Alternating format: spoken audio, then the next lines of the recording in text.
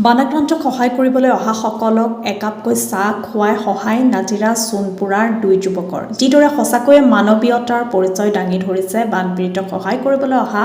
অসমৰ বিভিন্ন প্ৰান্তৰ হৃদয়বান ব্যক্তিসকল তেনেকৈয়ে নাজিৰা সোণপুৰা তিনিআলিত অতিথি পৰায়ণতাৰ পৰিচয় দাঙি ধৰিছে দুই যুৱকে ব্যতিক্ৰমী চিন্তাৰে সাধ্য অনুসৰি সহায়ৰ হাত আগবঢ়াই চৰ্চাত নাজিৰাৰ সোণপুৰা তিনিআলিৰ দুই যুৱক তেওঁলোকৰ নাম ক্ৰমে দেৱাশিষ নাথ আৰু ভাস্কৰ দত্ত যি সময়ত বানপীড়িত সকলক সহায়ৰ বাবে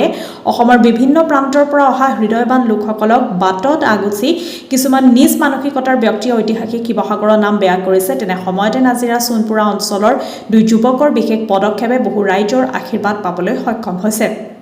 নাজিৰা সোণপুৰা তিনিআলিত দেৱাশিষ নাথ আৰু ভাস্কৰ দত্ত নামৰ দুজন যুৱকে বানপীড়িতক সহায় কৰিবলৈ অহা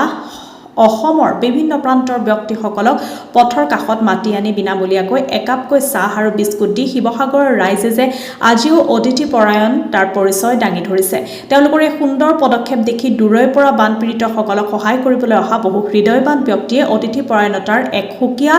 আমেজ নাজিৰাৰ পৰা লৈ গৈছে আন আন জিলালৈ বানপীড়িতসকলক সহায় কৰিবলৈ অহা শিৱসাগৰৰ পৰা সোণপুৰালৈ শিমলুগুৰি বা নাজিৰালৈ আহোঁতে সোণপুৰা তিনিআলিত দুই যুৱকৰ চাহ খাব বুলি চিঞৰ শুনি ভয় নকৰিব আপোনালোকক একাপ চাহ এটা বিস্কুট খুৱাই খন্তেক জিৰণি ল'বলৈ এই দুই যুৱকৰ এক বিশেষ প্ৰচেষ্টাহে নাজিৰাৰ পৰা নয়নমণি ভৰদ্বাজৰ ৰিপৰ্ট নিভাজ অসম লাইভ বানপীড়িত সহায় কৰিবলৈ অহা মানুহক আগুচি ধৰিছে কিবা কৈছে তাৰ মাজতে ব্যতিক্ৰমী চিন্তাৰে যুৱককেইজনে আপোনাক বানপীড়িত সহায় কৰিবলৈ অহা লোকসকলক একাপ চাহৰ যোগান ধৰিছে কি ক'ব এই প্ৰচেষ্টাটো তেওঁলোকৰ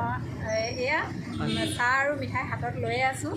আমিও আহিছোঁ মৰাণৰ বামুণবাৰীৰ পৰা আমি গোটৰ মেম্বাৰ হয় সকলোৱে একত্ৰিত হৈ আহিছোঁ আৰু এতিয়া আমি এই পানী দুৱাৰ পাইছোঁহি কিন্তু ইয়াতে দেখিলোঁ ইমান ধুনীয়া এটা প্ৰচেষ্টা আমাৰ এই যুৱকসকলে লৈছে মানে যিমানবিলাক বান সাহাৰ্য দিবলৈ মানে মানুহ আহিছে ধৰক ডিব্ৰুগড় তিনিচুকীয়া নাহৰকটীয়া মৰাণ আমাৰ সিফালৰ পৰা অহাসকলৰ কথা কৈছোঁ সকলোকে তেওঁলোকে চাহকাপ যোগান ধৰিছে আৰু সঁচাকৈ শলাগিবলগীয়া তেখেতলোকৰ মনত যে এনেকুৱা এটা আজিৰ দিনত এনেকুৱা এটা চিন্তা আহিলে তেখেতসকলক ধন্যবাদ জনাইছোঁ